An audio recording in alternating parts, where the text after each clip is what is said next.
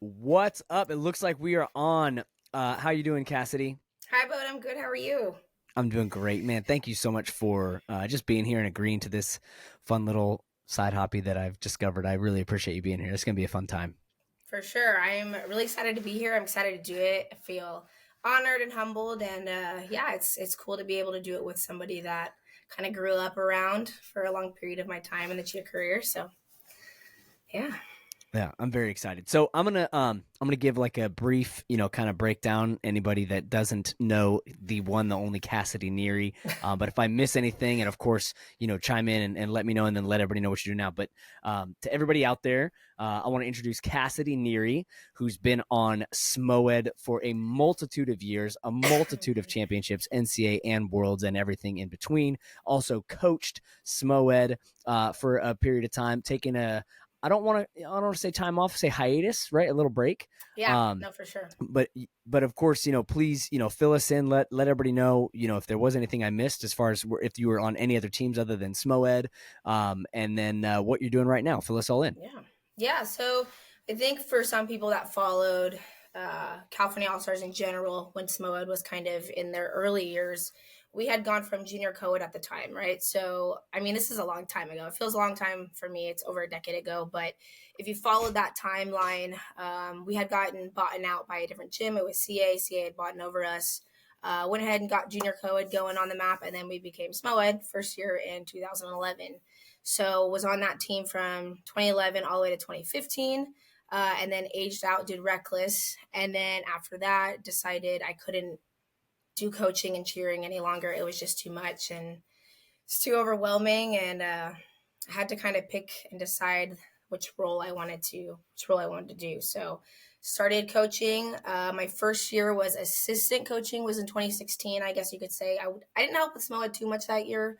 It was more just kind of getting my bearings right, learning the ins and outs of just, how to mentor kids, how to coach, the strategies used, the Cali way of coaching, which, kind of just takes time to kind of get used to it and get comfortable with it and, build respect. But 2017, started really heavily assisting with SMOED, coaching them on my own at times. Also did a level 3 senior team, which went on to win Summit, which was great. That had been Orby's team at the time, but passed it on to me. So that was really fun getting to win Summit for only my second year of coaching. That almost felt wrong. It felt like so many coaches that, especially in the lower levels divisions, they're becoming so much harder these days.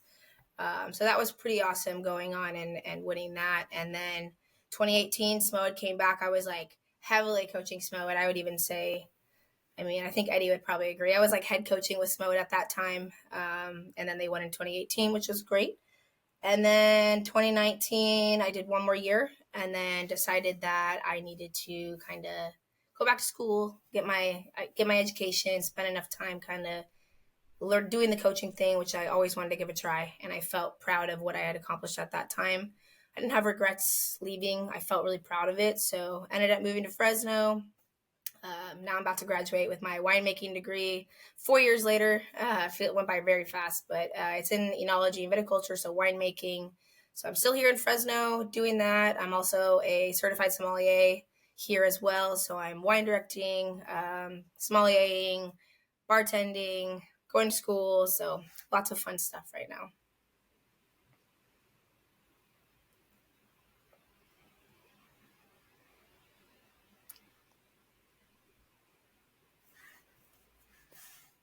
I don't know if I lost you for a second, I but think you did for a quick completely second. froze.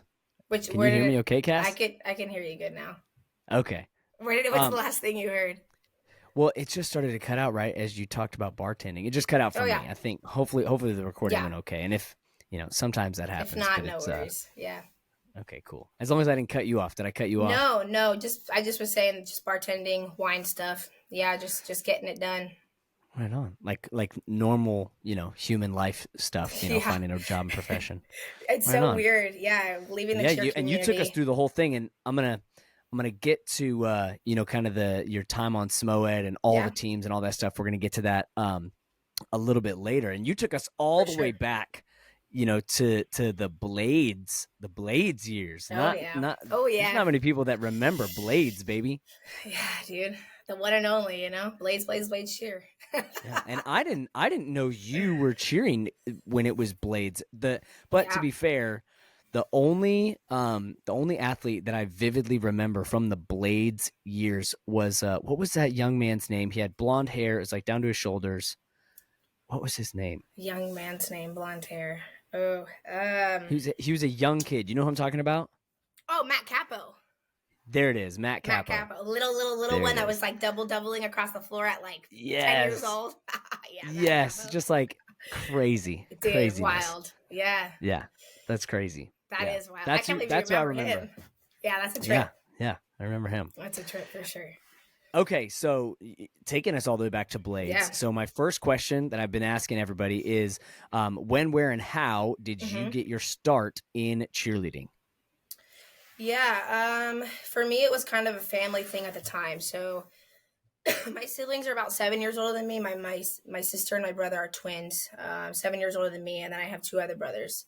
My dad coached like PYFO football when I was like 3 or 4 years old. So my brothers were all in it. My sister did the little cheer team, and that's how I kind of got started. My mom always loves to tell the story of how I would always be in the stands at like 3 years old while my sister was down on the field, just memorizing every little cheer routine they had at like three. Um, and then just from there, kind of took off. I started cheering for just like the little football team, and then my aunt Maureen Tyler, she opened up a gym called Blades All Stars in Camarillo. The original Camarillo location of California All Stars was that gym was that location.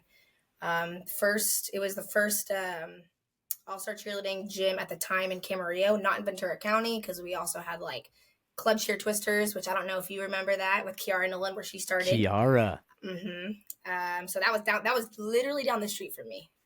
Club Cheer Twisters, and then VCSC Pride, which is where Diane taught before she taught at CA for a little while as well. And then obviously the number one that everybody knew was Cheer Force up in Simi. So yeah, we were kind of like smack dab in the middle of this cool little pocket that Ventura County kind of started creating with cheerleading. And looking back now, I understand it. At the time, I didn't, because I was just part of this little like hodunk, like homegrown, gym where we only had one team. We had 30 kids, and our aunts were teaching us how to like cheer. Yeah. So yeah, I mean, we were pretty awful for the first couple of years. It was really fun. I learned that I had a knack for it. Started tumbling. Started just tumbling, learning how to do it on hard floor, on tumble track, just flipping all the time, flipping all around. My parents were just like, dude, she really has a knack for it. So stayed in it, and then my entire family ended up doing it. Actually, all three of my brothers did it at one point. My sister did it, so it was kind of like this huge family thing that we did for a little while. My sister was heavily in it. My cousins were in it because my aunt had done it. So it was a really like cool little family thing that we had built. And then brought in Eddie Norby, maybe our fourth season in, which was change the entire program around. We were one of the first teams, I think, at the time to wear like hot pants, the shorts, and that was like huge. Not having skirts, not having that. And then Eddie Norby were with us, changed the whole program around, put our name kind of on the map. Had our first junior co-ed, I think it was a junior co-ed 5 team for the first time, went to cheer sport for the first time. I can't even remember. I think that year was like 2007, 8. And then CA bought us out, which I had a really hard time with. I don't think anybody knows much about that story except for Tanaz. I had a really hard time with it because it was my family gym, and I cried. I was like, I don't want to cheer for CA. No. My parents were like, you're cheering for CA, whether you like it or not. And then, yeah, it just, my whole life changed. Little did I know that Tanaz coming into my small town, and buying out the team that my aunt started was going to completely shift and change my life to where it is now completely. And then junior co-ed was born, and SMOED, and the rest was history. Wow. Yeah, there's so many layers to that, and we could probably just spend the entire time talking about Yeah. all that stuff. And Camarillo, so California All Stars had two locations. It was a San Marcos and then like a San Diego, San Diego. but like South San Yeah. Diego. Yeah. Like Yeah. Yeah. if you opened the door and threw a rock, that rock landed in Mexico, right? Like, but so that was like they technically had a second location, but really Yeah. that was kind of like the feeder, right? But the real genuine second location of California All Stars was Camarillo. Right. And Yeah, then it was. San Marcos being the first. And yeah, I remember when they bought us out, it was almost like the surreal moment because at the time, large co-ed, California All Stars large co-ed was a huge staple of cheerleading at that time.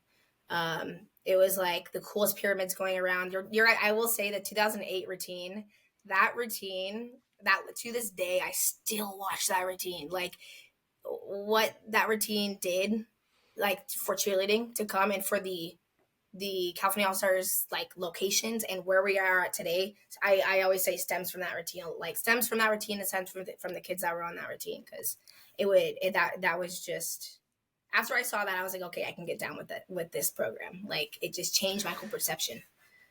Yeah. I'm gonna okay, so this whole thing is to hear stories, but I'm gonna since you're Yeah. talking about that 2008 year, the thing that always stands out in my mind, because that was my second year coaching at California All Stars, was that 2007, 2008 season. And Mm-hmm. the thing that stands out in my mind that I carried with me ever since then was that routine was like it wasn't choreographed by a choreographer per se, right? Like we had, Jonathan Lewis came in, did a dance. I think Eric Little did some stuff. Robbie did some stuff. Jeff did some stuff. I did some stuff. But some of the coolest parts of that routine were from the people on the team. Like if you watch Yeah. that 2008 routine, which by the way, I also want to say 2008, I still believe that California All Stars should have won Worlds. There 100%. was No there questions was asked. there was a touch out on that other large co-ed team, and there was someone that was tumbling out of bounds that got caught and brought him back in. But what I believe, and I actually said this when I had Santuan on and interviewed him, I think that they were like this, right? But the thing that tipped the needle towards Top Gun large co-ed was Santuan's pass, doing that one and a Absolutely. half through Absolutely. the split, and then that. I think that was the thing that tipped the needle.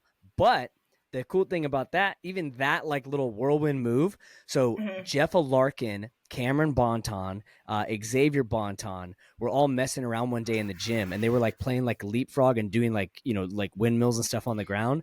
They And were Jeff, crazy like that. dude, They just were Jeff came always in like ninjaing and around and the yeah. But Jeff just crazy. came in the gym and saw them playing around, and he's like, "Hey, I want you to teach him and him and him, teach them how to do that."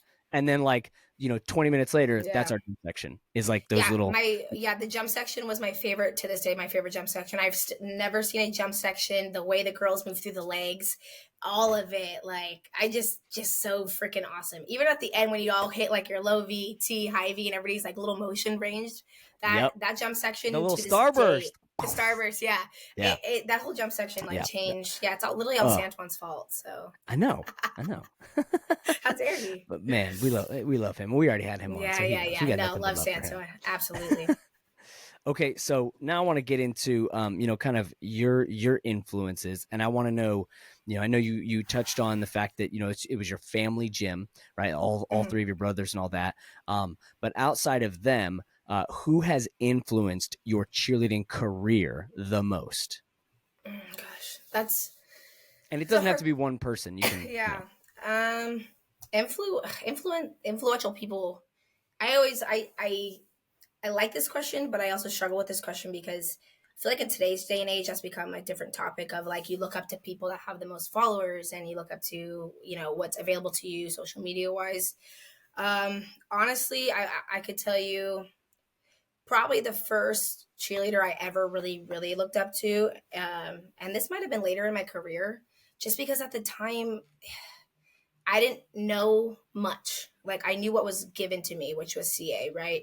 I would say the first people to ever make me look up to cheerleading, I will say this easily Sean Lara, Cameron Bonton, and Taylor Keating. Those three people uh, really they were part of the CA already, but they were just so knowledgeable at such a young age. And I had the pleasure of cheering with all three of them on the junior co-ed team that we had in 2009, our first junior co-ed at CA for our location, obviously not for San Marcos location, but Mhm. for the Camarillo location. And man, they just, I remember being scared to talk to them. I was so like, and they were the nicest people. Taylor Keating, one of the nicest people ever, but like just so good. It was a reflection of the tumbling coaches and the staff. And for me, that was huge because I had never had coaching like that. I had never had coaches that were able to teach the skills that they were doing at the time. You know, something as simple as an Arabian through the double to me was like somebody throwing a 1.5 through the double whip double at the time, you know? So them three really, they're the first big kids and, you know, important kids in the community of cheerleading at the time that I cheered with. So they made a huge impact on me as a cheerleader growing up, I'd say. And I love that because they were homegrown CA kids. And that's something that I'm really, really happy that I have. I'd say going into my later years, if you want to know that, I can tell you. Victoria Swain from Cheer Athletics, always looked up to her, thought she was just a badass in the community. I cut my hair like her, dyed my hair like her, wanted to be on Wildcats. She was like one of, I think, of the only female bases at the time that Wildcats had because every single girl on the team was a flyer. Hella looked up to her. I thought she was just so dope. And Harrison Milford is another one. Ty Hill is another one. I used to sit and watch his videos on replay. So, yeah, those are just some fun ones. Some heavy hitters you just named, man. I did, yeah. Dude, and man, that's something that I honestly don't know. I hear names, from the kids, or I should say I did hear names from the kids. In the last few seasons of like Liam's a good tumbler, that it's a name I hear a lot. And there's a couple other names out there, and honestly I'm just struggling to find them. But but it's like I don't feel like there's as many of those heavy hitters, and maybe that's because of rule changes or whatever. But I just remember like your generation, and there was like a decade long, from like 2013, maybe it wasn't even a decade, but it's like 2013 to like 2017, 2018, there was, and maybe even sooner, like 2010 maybe, but like there was some heavy hitters that were just household names in cheerleading, like Victoria Swain, Ty Hill, and then you start talking about, you go a little bit older, you got Demo Garrett, you got Matt McGrath, you got Robbie Gregory, you got EJ, you got all these guys, Kevin Barron with his double full on World Cup Odyssey, like just people that were doing like insane things. Like you're just looking at this going, how's this guy doing this? Or how's that girl doing this? And like then all those guys, and of course, Cameron's one of those. Jeff Larkin's one of those. Jeff Larkin, yep. Xavier's one of those. Caitlin Crewley, one of the best. Caitlin Crewley and Kayla Lemos. Kayla Lemos, yep. And Amanda Graceffa, hello. Amanda Graceffa, Lady Bullets pass straight. Her corner to corner, back corner to front corner pass, like took up the whole damn floor with that pass. Yeah, there was got Kiara Nolan. The Angel Rice. We got, man. There's so many. That's the thing. It's so hard to choose people because the list goes on and on and on and on and on, and then you find yourself being like, well, damn, I really, there's a lot more influential people. I mean, I could name so many, but those are just some of the few. Like I remember, like Ty Hill was a huge one for me at the time.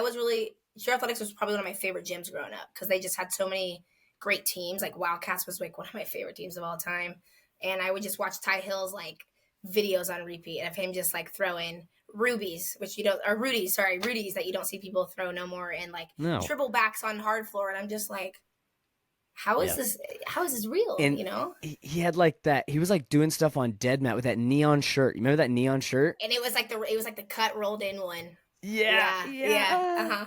Oh man, I remember those videos. Right? Yeah. Holy cow. All fuzzy and grainy. Yep. Dead mat gym. Like someone took it on a razor, right? Yeah. So funny. And even somebody watches like, what's a razor? Yeah, exactly. Or chocolate. So funny though. A chocolate, not the chocolate phone. The chocolate, man. The little flip up. Had the little thing on it to play music like an iPod. I'm dying. Oh my gosh. Oh man. I feel like I'm aging myself. Now, right. Okay, well, now we're going to transition to something that, as of this year, you and I have this in common. What were some of the deciding factors that led you to step away from cheerleading and pursue, kind of a normal mainstream profession as one would look at it? This is kind of, I feel like a mental health question in a way. I will be honest, and I'll give you my honest answer because I think the topic needs to be talked about, and I feel like we don't get a lot of reason from people that do quit coaching, and it's something that needs to be talked about. Mm-hmm. My mental health at the time just wasn't great. Um, I had known I wanted to go back to school for a long time. Um, I was really struggling with a lot of, the normal questions you start to ask yourself when you hit 23, 24. What am I doing? Where am I going? I have no money. I'm financially struggling. Um, I don't want to be like this forever. I don't want to, unfortunately be drinking as much as I'm drinking. I don't want to be going out as much as I'm going out. I don't want to be spending all my weekends away from my family coaching cheer. Just so many different levels to it. And when you're young and you grow up in the community of cheerleading, it's all you know because it's your family. And those are the people that, raised you. And especially for a lot of the CA kids, we shared that. Like a lot of us went through trauma in our childhood and, maybe didn't have the best setting to grow up in. So coming to CA was just home. Like those four walls, everybody in those four walls, you spent more time with those people than you did your own family. Um, and I think it got to a point for me where I was like, this isn't forever, and I know that. One day this isn't going to be forever, and one day I'm going to be 40. One day I'm going to have a family. One day I'm going to need to have money to fall back on and be able to afford the life that I want to live. Not saying that cheerleading can't get you that, just where I was at, I wanted more for myself and I saw more for myself. Mm-hmm. I also, and I'll be honest, I'll lay this on the table too. I started seeing the way that I was coaching, and I was disappointed with how I was treating the kids. And I think I started to let a lot of outside voices get in my head about the coach that I needed to be. And I started, it was really easy to get that fog over your face and go, winning is everything. Winning is important. Which it is, but it got the best of me in a lot of ways. I was a new coach. I was an immature coach. Not to say that I wasn't a good coach or a great coach and I won a lot of stuff. I did. I know I was a great coach, but I handled situations in ways that I look back on and go, should have done this better. And that just comes with age and time and learning, taking a step back and being quiet, being observant. There's a lot of things I could have done a lot better at the time. I think when you're a young coach, you think that you're the best.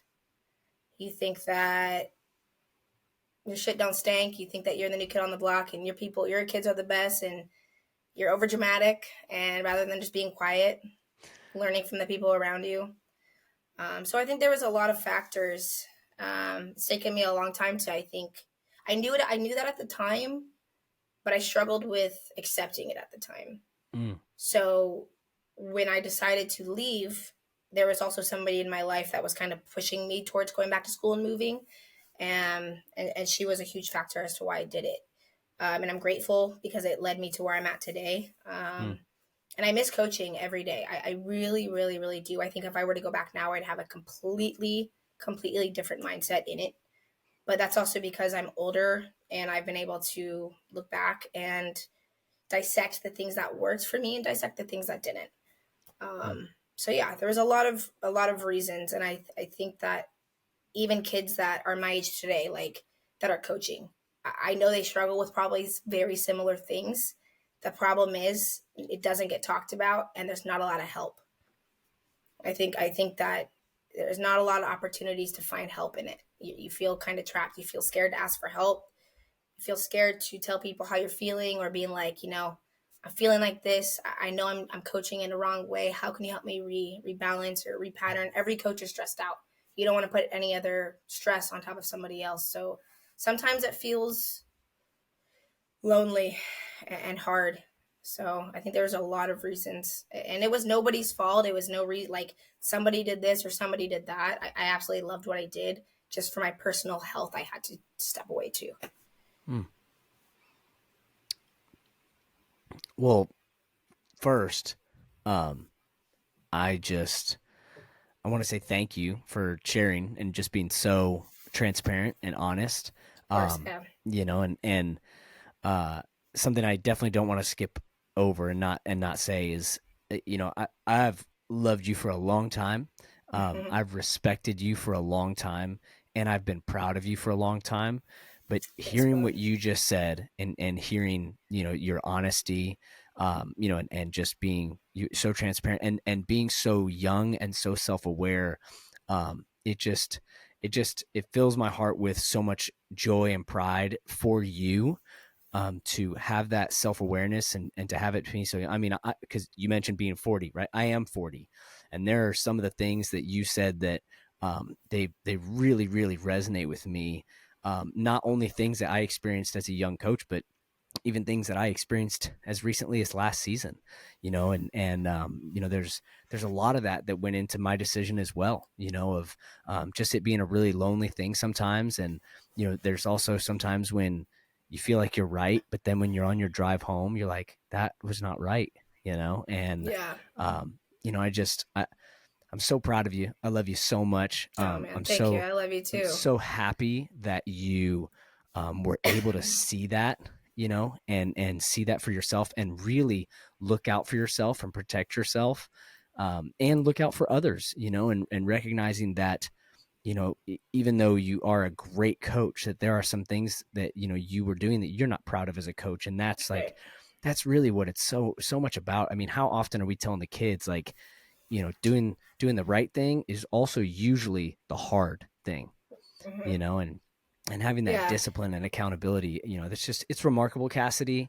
Well, thanks. I'm so proud of you. And, man, I was not expecting that. I did not Yeah. know, I think it's I just did not I know. was I think I get nervous to say it because I don't want people to see it and go, well, that's not how I feel, or I'm 40 and I'm financially stable. My experience is my experience, and everybody else's experience is their experience, and we can agree to see the same things or not. But that's the beauty of coaching, right? Everybody has different uh, experiences, and that's why coming together and when we have staff outings or just going to competitions and talking to other coaches and being like, hey, like, what's working for you? Like, how do you get your kids to still be excited to show up for practice? Like, how are you molding your kids? And sharing those dynamics if is so important.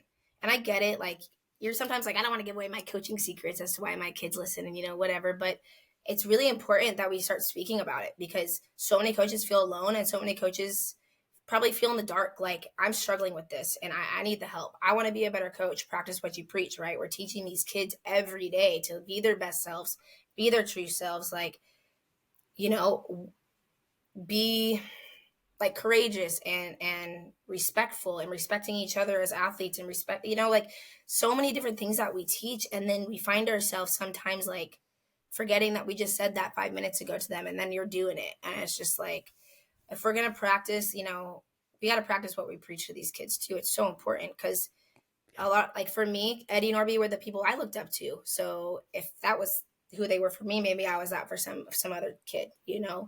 So just having to really have those hard conversations and be really vulnerable with yourself, it's difficult, but recognizing it and being able to talk about it is so important. And I just hope coaches that are, there could be coaches struggling with it now that are older, or my age too. I just hope coaches know they're not alone in those feelings at all. And it's something that we should share more of and come together and help each other out. Because at the end of the day, we're in the sport for a reason. We love cheerleading and we love kids. So it's like, Yeah,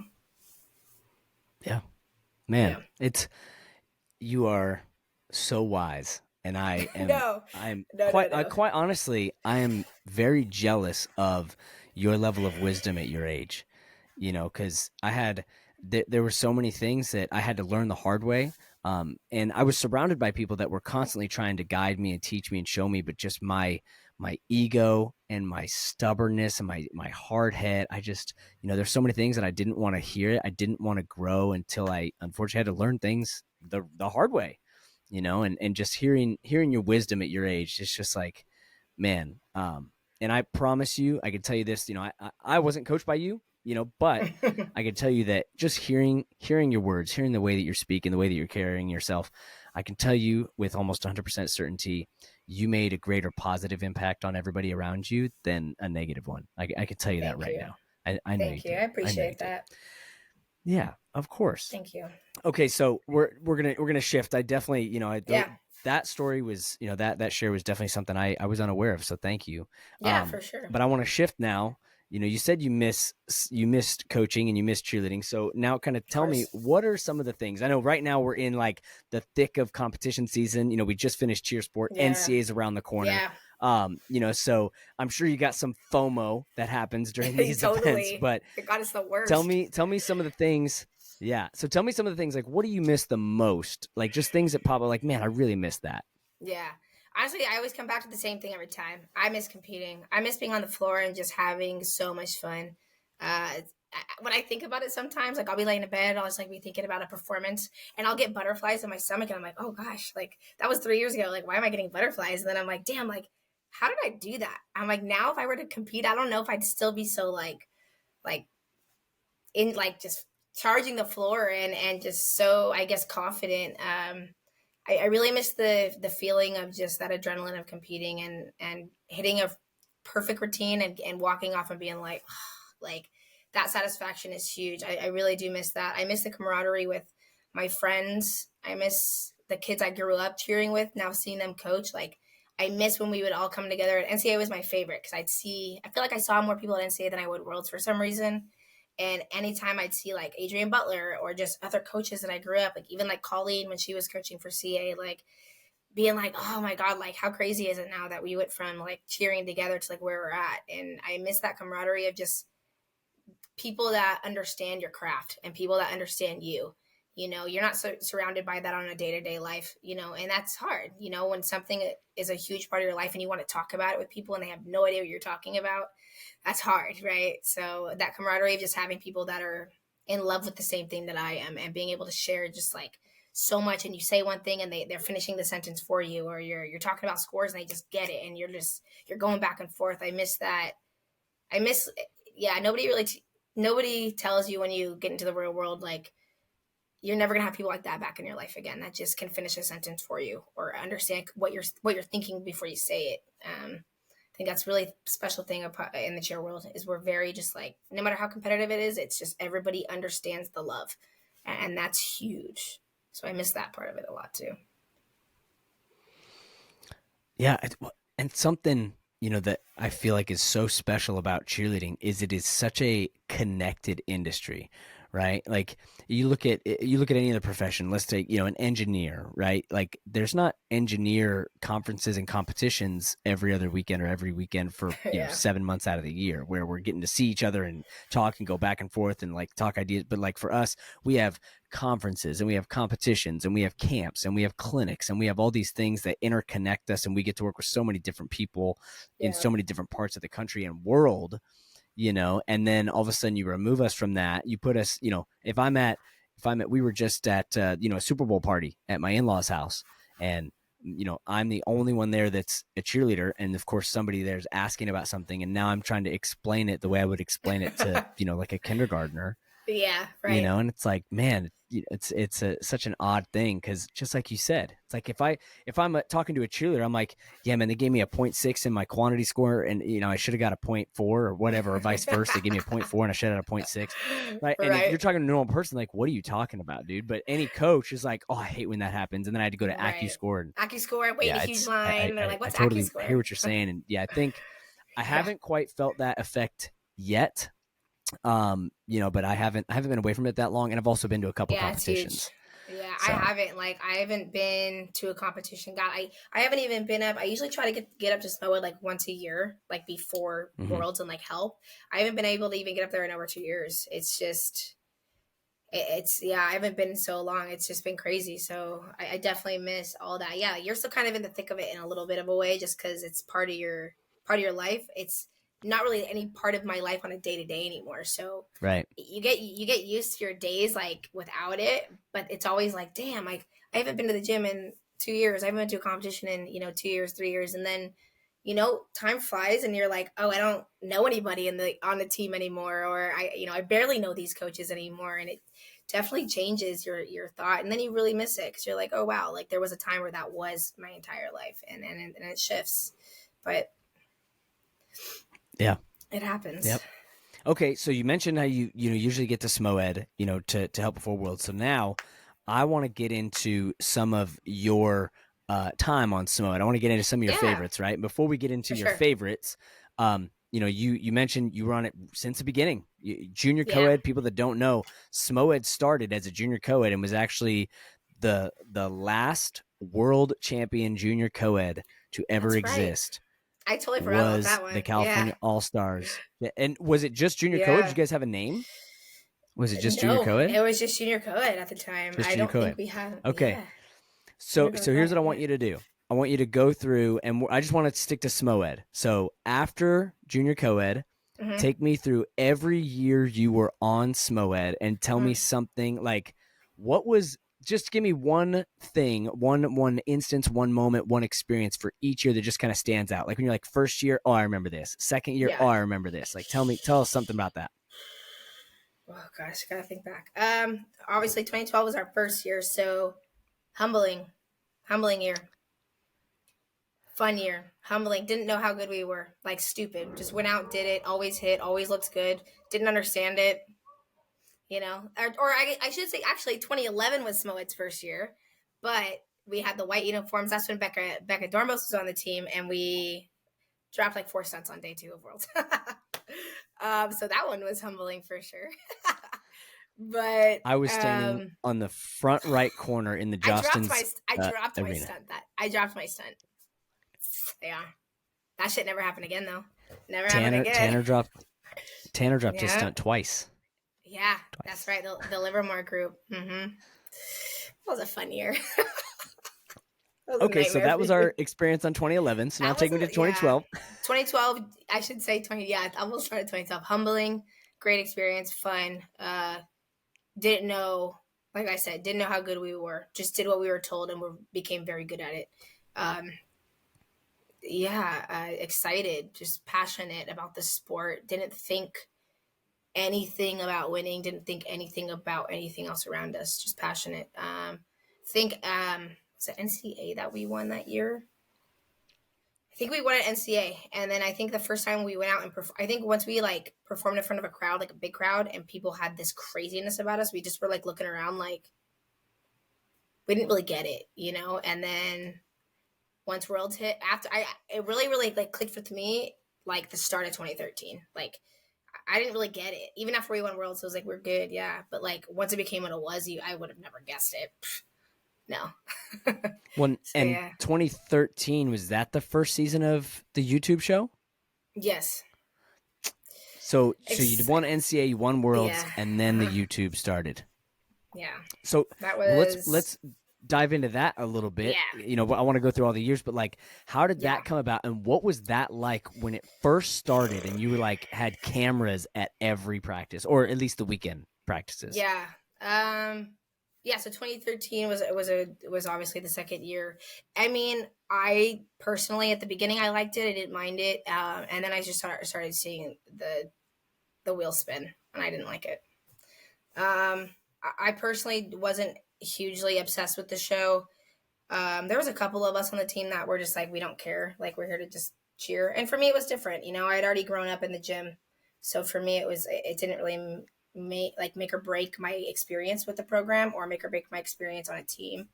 I mean, it was fun. Don't get me wrong. Like I would be stupid to say I didn't love going to competitions, having people be like, sign my shoe. I mean, it was a good time being. At the end of the day, we were a great cheer team and we got a lot of exposure, and that was great. What I didn't love was just how much changed really fast and just how much shift there was. Um, but then you get used to it. It was just a shift. You're going into this new realm of the sport, and I think at the time too, like the world around us in cheerleading was also changing. We went from these homegrown kids for every program to 2013, 14 coming in and having this change of cheerlebrities starting to come up in the world, and all this change come, and you have to adapt whether you like it or not. Did I begin to like it and have fun? Absolutely. It was just a hard year. It was a very grueling year trying to get used to all those different dynamics. I also, people probably remember, I got drug on the show, my first episode back, I guess you could say.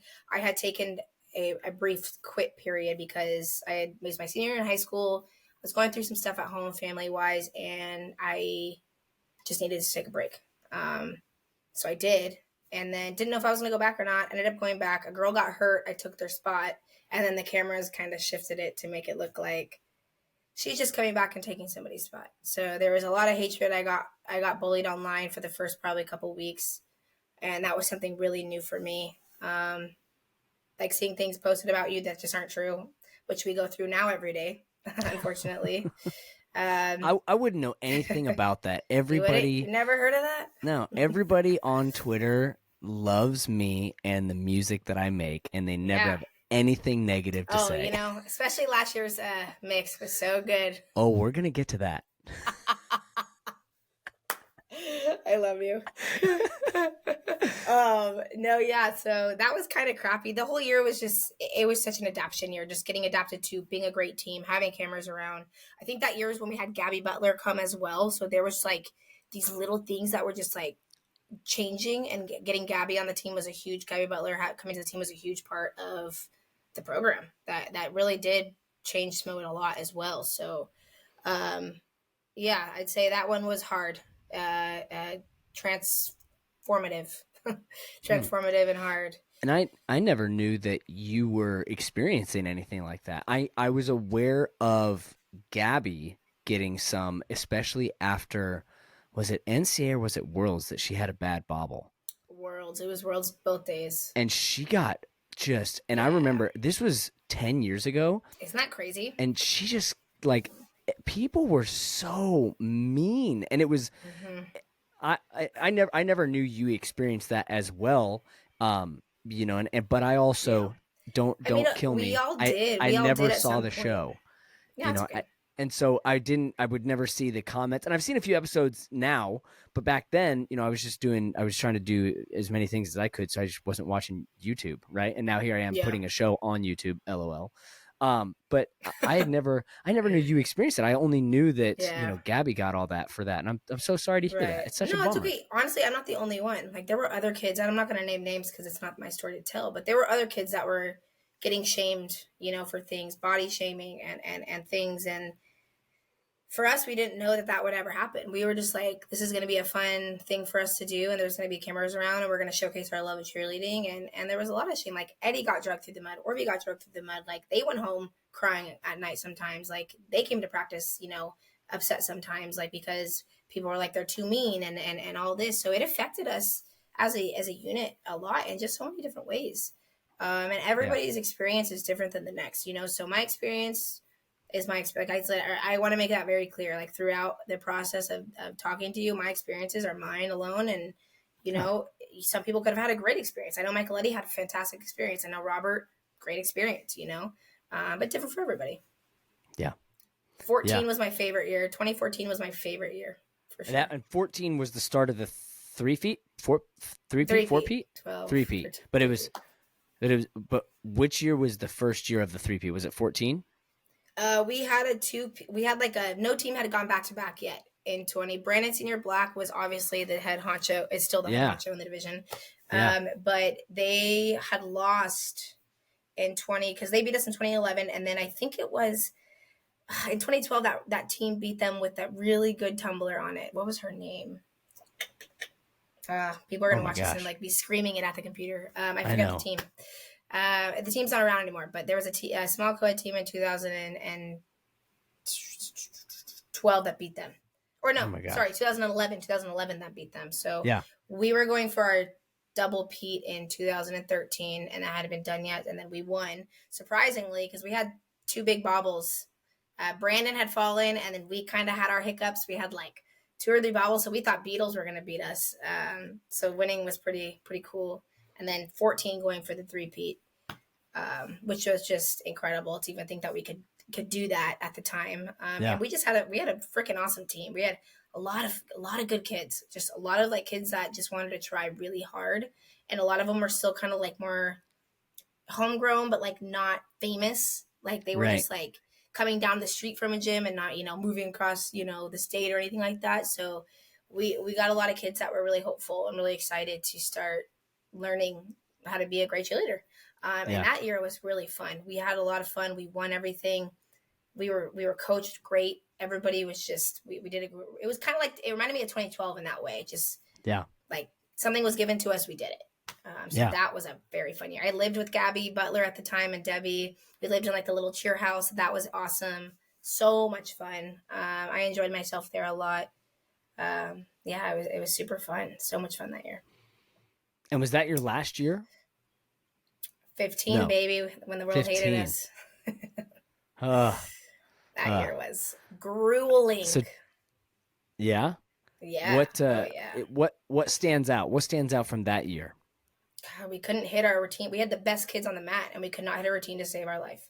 We had Angel Rice. We had I don't even remember who was on that team at the time.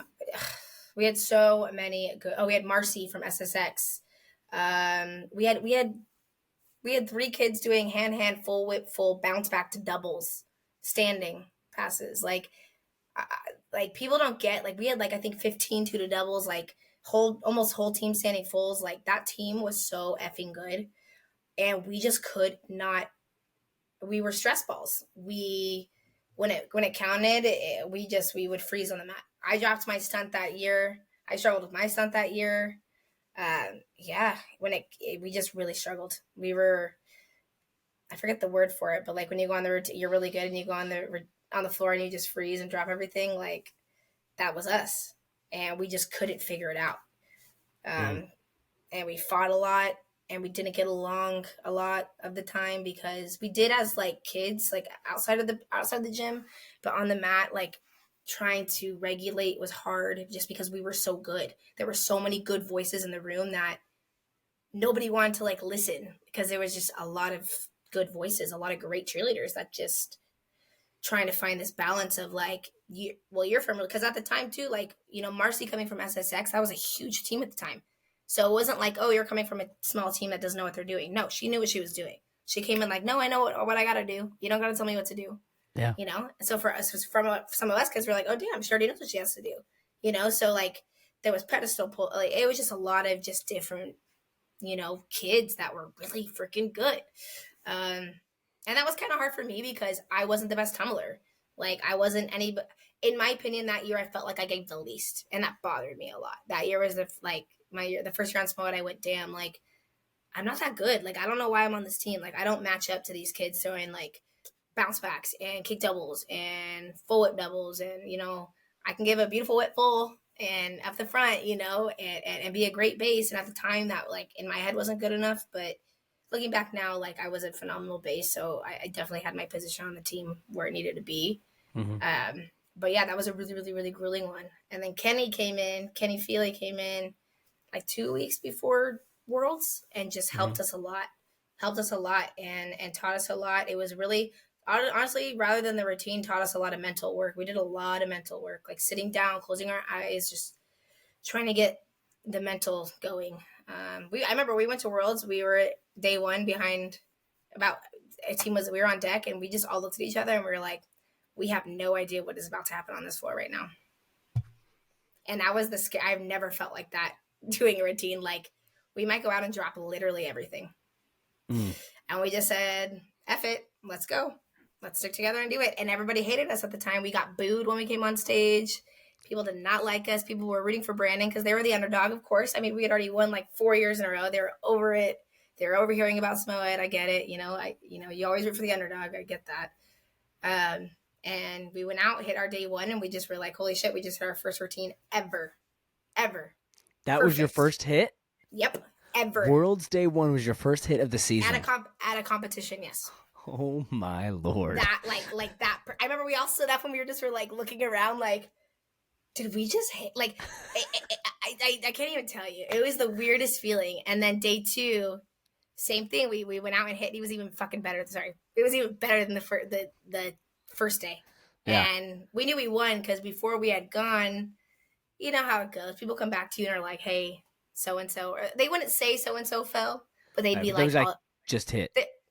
They were like, well, because and then Worlds is like, dude, competitions do this stuff to you where like you're waiting backstage and then the team that just went gets off and they're passing right by you and you can just tell if they hit or not between the look on their face. So it's like we kind of knew based off the looks on their faces, and then we had coaches just being like, just hit, go out there and hit. And so we were like, okay, well, obviously. I'm pretty sure that year I was one of the coaches that was back there. I was like, just hit.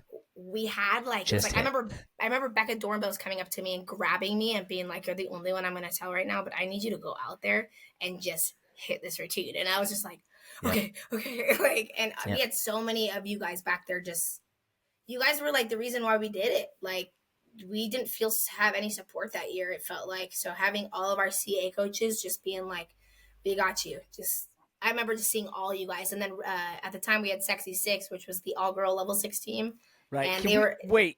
Can we just talk about how there was a team named Sexy Six?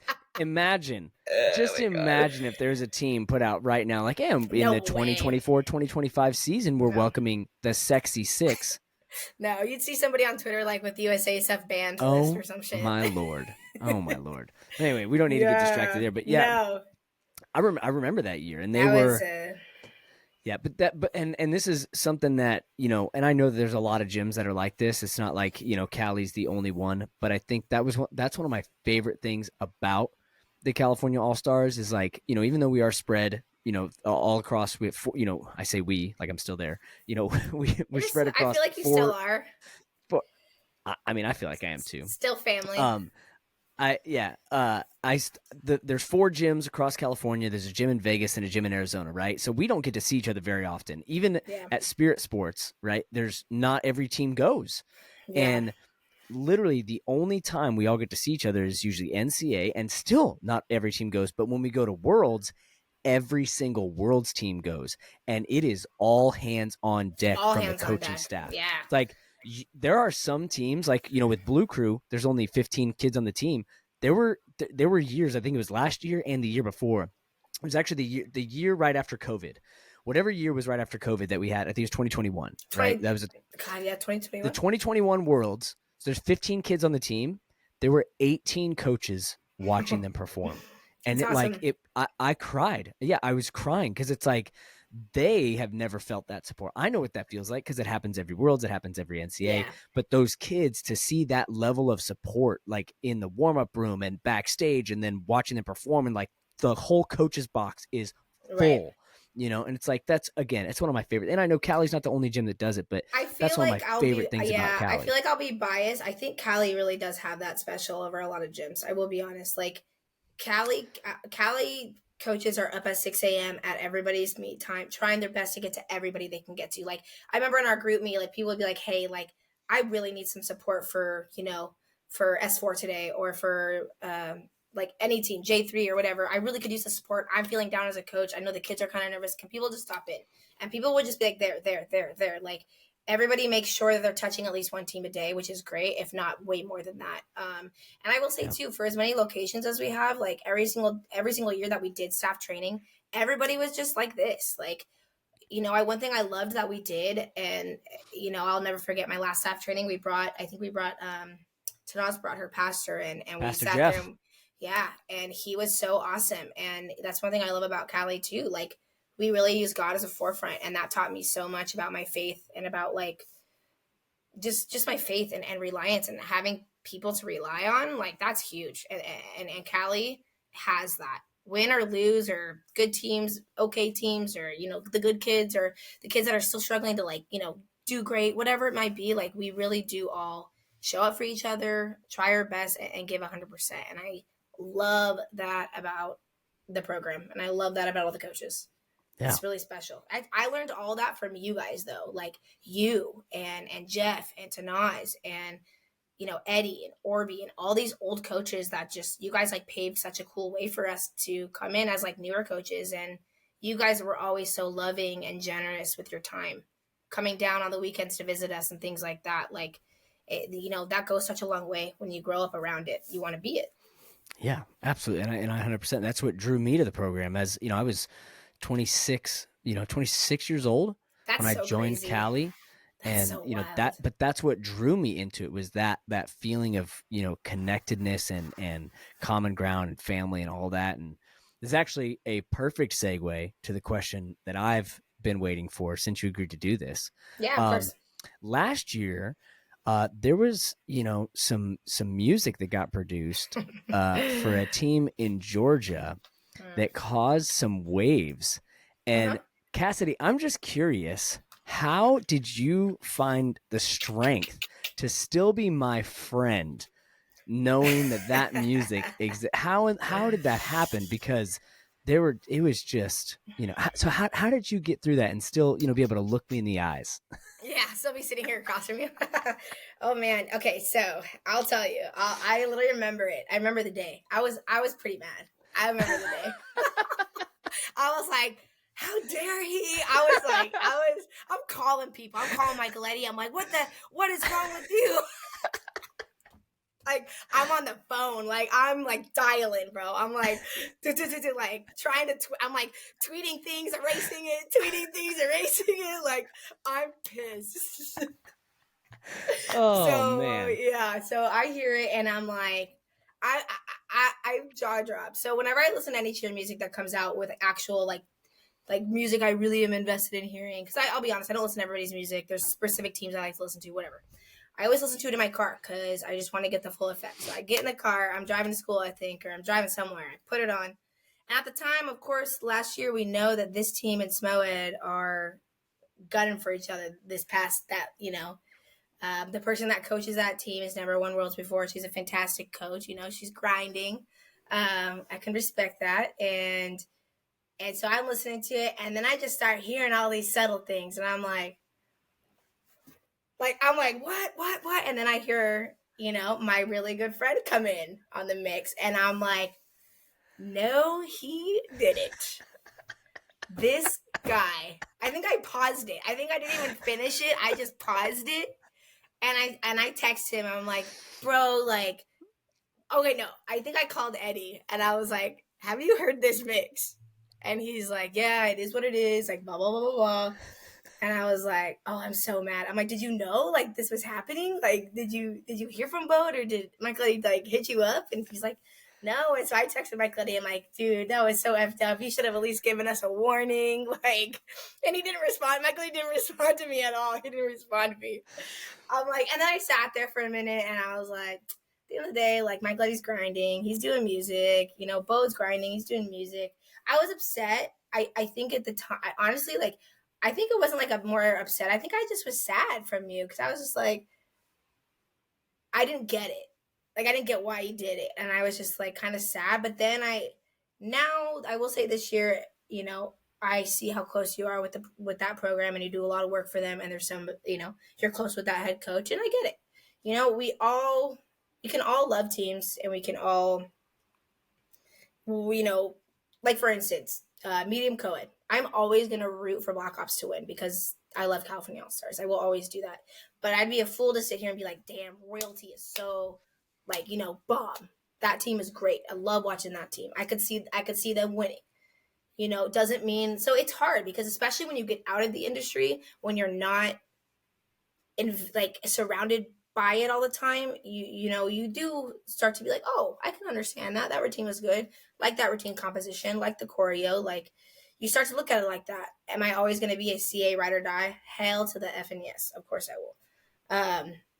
But I do understand it in that realm. And listen, man, like, the mix, as shady as it was a good mix, and I know you know that it was shady, but it was shady. But I understood. I understood. Like, I was just like, I'll let them just have that, you know. I was just like, oh my god. I'm like, Bode, what am I gonna do with you? I was like, And listen, we don't have to get into the whole thing, because again, I think that could be its whole own episode. no, yeah. But I look at it a couple different ways. Number one, first and foremost, I am, last year when I was still working at the gym, it's like, yeah, my coaching and being affiliated and being the director at Cali, Ontario, and all that is over here, right? And then me being a music producer is over here, and they're completely separate. And if anything, like, it probably gave me an edge, right, to be able to do some of those things and come up with some of those lyrics. And I need to defend Michael Eddy, because number one, I asked him, I was like, hey, I want to put you, because he's like, I want to do vocals, full time, or as full time as you can as a cheer vocalist. I'm like, dude, I'm going to put you in everything. And I told him, I was like, I'm going to put you in Stingray Electric. And he goes, all right, bet, like, let's go. And he did tell his sister. As soon as I asked him to do it. So she knew that he was in it. from jump. I know she did. Yeah. I've seen the No, yeah, I'm screenshots. sure. I'm sure. I've seen the screenshots. And also, so at the time, Michael Eddie's vocal, he did like a little ad lib at the beginning, and he said, we're gonna do some hot electric, shh, don't tell nobody, right? Yeah, So yeah, that yeah. was his line. And what I did is I just clipped that You first half. said, but And I yeah. said, yo, Michael Eddie, you rocking with the Rays? And he goes, shh, don't tell nobody.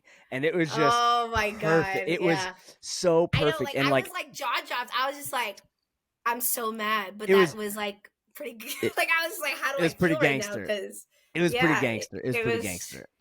yeah, And it was just like, yeah, it was something that just happened organically as I'm putting the mix together. Like that part was not planned, because he had yeah. sent his vocals in, like 3-4 weeks before I actually started on the mix. And so I Cool. got his thing and I was like, oh, that was a dope little lead in or whatever. Right. Did he And freak so out on you? Was as he I'm like, in the what the mix, hell? no, no, no, no. He It did was it. like as I was in the mix, and I did it and I sent it to him and he's like, oh, that was cool. And I was like, yeah, right. Like that came together really nicely. Yeah, And then, for sure. of course, like, again, I think me being a part of California All Stars kind of gave me like, maybe not. I don't know if it's the best way to put it, but here's how it's going to come out of my mouth. Is like I kind of know what buttons to push, right? Yeah. It's like your little brother, your little sister. You know how to get on your parents' nerves. Like if I do Right, this, that's right. gonna, it's like I know how to poke the bear, right? And it's like, Yeah. and I knew what I was doing. I was like, yeah, I'm poking Yeah, that bear, and I did for it a couple sure. times. You listen You to did. Max Oh, you Senior did. Stars first mix, Yeah, right? yeah, yeah, yeah, yeah. People that were pretty upset about that one. And listen, so this is what I was getting to. I just rambled a lot, but it's like No, at you're the end of good. the day, it's just cheerleading music. Right. That's all. That's all it is, right? It's like no one's really doing anything. No one's really doing anything. It's like when I know this is a completely exaggerated example, probably a terrible example, but it's like when someone makes a joke.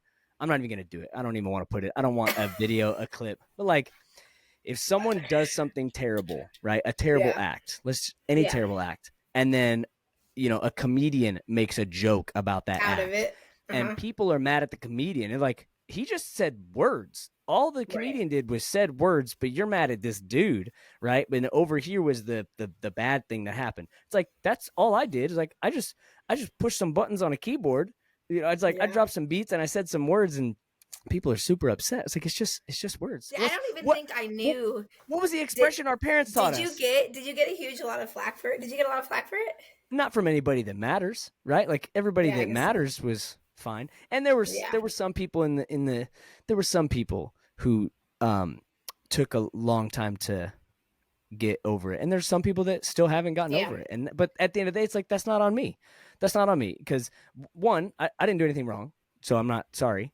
And two, and I am sorry that some people were upset. Of course, like it's like I'm sorry that it hurt you. That was never my Yeah. intention. So I'm not sorry for what I did because my intention was not to hurt you. You know what I I'm think saying? for me, yeah, I It's think like, for me too, like I'm a smellhead, like I ride or yeah, die for, I'm psycho. Like yeah, I don't know, I will always ride or die and like just breathe the air that they are just because it was my yeah, life. So yeah, like I'm a protective mama over here. I'm like, what the hell is that? Like I'm all yeah. pissed. And listen, here's the thing. At the end of the day, check this out, everybody. Kassidy Neary, how do I feel about you?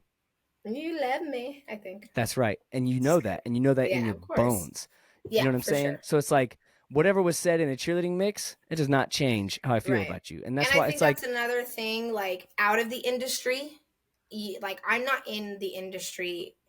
I'm not in the industry. I don't coach. I'm not stepping foot in the gym every day. And being surrounded by that, like all that like pressure of it and just like cheer all the time, I might have honestly like if I would have been like still coaching at the time, Smoke or something like that, I probably would have been extremely livid. But I'm also like that, like when like you know what I mean. But like I'm like, oh, that happened. Oh, I'm pissed. All right, gotta go to work. Gotta go like do my real job. Like like so yeah. it's things that like, and I get it. Like I said, everybody's grinding, and it's not the first shady routine. Like Top Gun's mix in 2010 about Callie Cohen. Hello? That's one of my favorite Hello? damn mix. Gregory made that mix. That's one of my favorite mixes of all time. I'll Oh, tell I you love right that now, mix. that is the literal mix that inspired the Yeah, Max Senior Stars, the dude, electric, that like any mix that I was throwing shade in, that I'm mix I'm is going back. so good. It goes so hard. It's like our gun is fully It's loaded fully and you just loaded, ran and out of the bullets. bullets. Yeah, yeah, yeah. I And said, this is you how we said pull it. you're gonna talk about mamas? Oh, you're gonna talk about mamas?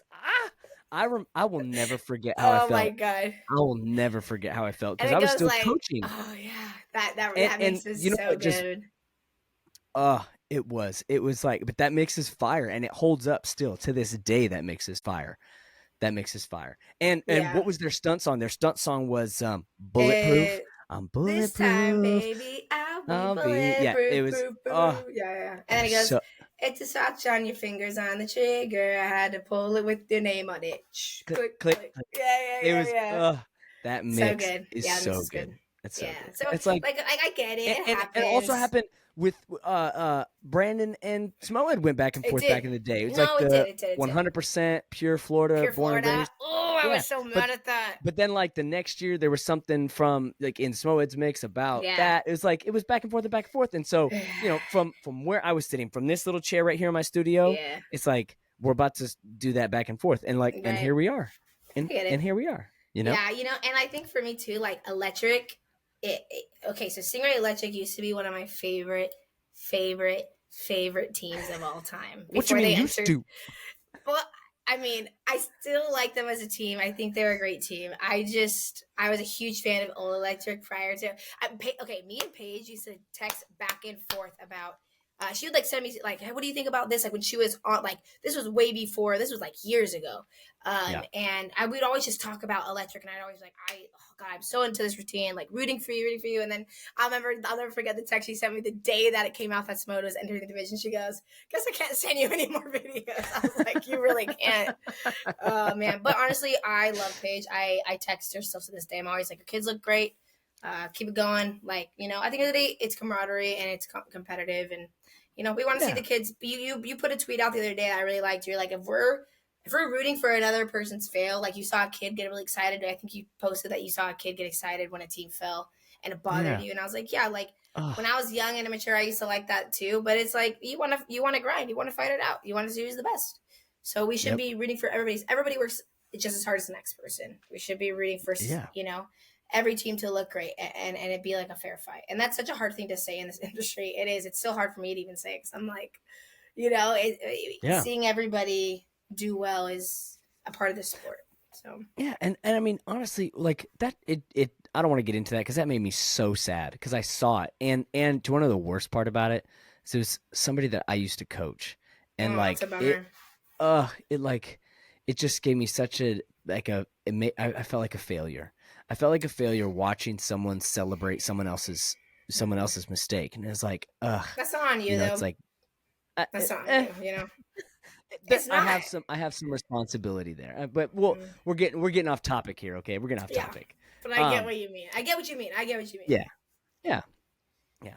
Okay. So this is the last part of this is not even a question, which before, I get to I just want to say thank you again. You've been awesome. You've been so transparent. It Oh, was so thanks, fun. bud. This has been one of Thank my you. favorites. One of my favorites for Oh, sure. I hope so. I'm like, I hope I'm not being too boring or talking too much, but No, you've been great, and there's been so many surprises to me. So I know there's gonna be a lot of people out there that are really interested in it. But the last thing is, I just want to open the floor up to you. You shared a lot about topics that maybe aren't talked about enough, as far as coaches and mental health and all that stuff. And you also you touched on a lot of great things, and so I just want to open up. I want to give it to you. Kind of you have the microphone, you have the pedestal, and if there's anything, I mean, for me, the only person that's probably going to watch is my mom, right? But now there's going to be people that. There's going to be somebody that tunes in because they're like, I love Kassidy. I looked up to her when I was cheering, and she's part of the reason that I still do it to this day. And so there's going to be people that are watching just because they love and they admire you. And so I just want to give you the floor. And if there's anything you want to say to anybody out there, old coaches, old teammates, current cheerleaders, future cheerleaders, the floor is yours. You can talk about anything that's on your heart, and it's all up to you. No, well, first I just want to say thank you back. I mean, I think that I've always been very weary of doing anything like this, just because in my time of cheerleading, I never, and this is no dig at anybody out there doing it. I just was never into the cloud of it. Just never was. Never did the cheer celebrity thing. It just wasn't my speed. I didn't see a need for it for myself. But I think that I really wanted to say yes to you because you're somebody in my life that I grew up around cheering with. If I'm not mistaken, you did go away for a little bit and then you came back. And I remember Yes, when you ma'am. came back, I was really excited. And yeah, and I just think, at the end of the day, cheerleading is such a great sport. And the topics that we're talking about, I think are good shareable topics for anybody to hear about. So yeah, I'm super grateful for all my time on SMOED and grateful for all the experiences that I've had. And Eddie and Orby, literally, I cannot say I owe them so much of the person that I am today. They have changed my world and given me so much to just learn from. I feel like my wiseness comes a lot from them. So I'm really grateful for it. And just cheerleaders in today's world, I just hope people remember what's important. And remember, behind a keyboard is not going to make you feel bigger or more threatening. There are kids out there every day that struggle with mental health, and one tweet could hurt somebody, or one tweet could save somebody. And just being aware, having awareness is so important in today's day and age. As cheerleaders, as anybody on a sports team, just as people, having awareness for the people around you, it's just so important, and not to get lost in the social aspects of the outside of it. Because at the end of the day, when you get older, you're gonna look back and like you're gonna have regrets, and you're gonna have failures, and you're gonna have to look back and be like, oh crap, like I shouldn't have done that. I want to learn and be better from that. And that's what I'm doing today. Even the cheer world can change people really fast. And I just hope people are observant to the ones that are around you. Stick to the ones that are going to help better you and not hinder you. I think it's super important. And just as for coaches' mental health, I just think that we need more support in it. I think that we need more advocacy for it. It's just a topic that's not talked about enough. And I know there's probably so many coaches that struggle with it. And I just hope they know they're not alone. And I would love to advocate for people if they ever needed me to. So, yeah. Awesome. Well, thank you. Beautifully said. Wonderfully said. So much wisdom in everything that you shared, and I appreciate your time so much. And Thank you, if Bode. I there appreciate it. if there is anybody that doesn't follow Kassidy, can you tell everybody where they can see you? I know you don't post as much as maybe I do, but if anybody wants to follow you, give everybody your ats. Tell them where they can find you at. I have to literally look because I don't even know my ads. That's how bad I am with social media these days. I don't even know my stuff. Good My for you. Instagram, yeah, I don't know. It's too much. It's too confusing. Instagram is Kassneary, just my normal handle, KASSNEARY. My normal Instagram I've had forever. And then my Twitter, I don't even know my Twitter name. Same thing, Kassneary. Same thing. So There we yeah, go. just Twitter. Look at On that. Twitter, I really like to stay more involved with cheer, and I post a lot more about cheer, and I like to commentate about cheer. So I think like if people want to hear about stuff or talk about cheerleading, Twitter is the best way to do that, because it's just a more open space to do so. Yep. Awesome. Well, thank you very much. And everybody watching, look, it's the guy who did Electrics Music and a SMOED person getting along. Oh my gosh. Can you believe it? It Well, only thank took you me a again so year to much. get over it. Just kidding. Just Well, I love kidding. you Thank with you, all my Bode. heart. I can't wait to Love you, see man. it. And I know that you got the itch. So when you do come back to coaching, I can't wait to see what you do. And We'll I see. love you. And I thank love you. you And both. I hope you have a Thanks. great All right, day. man. You as All right. well.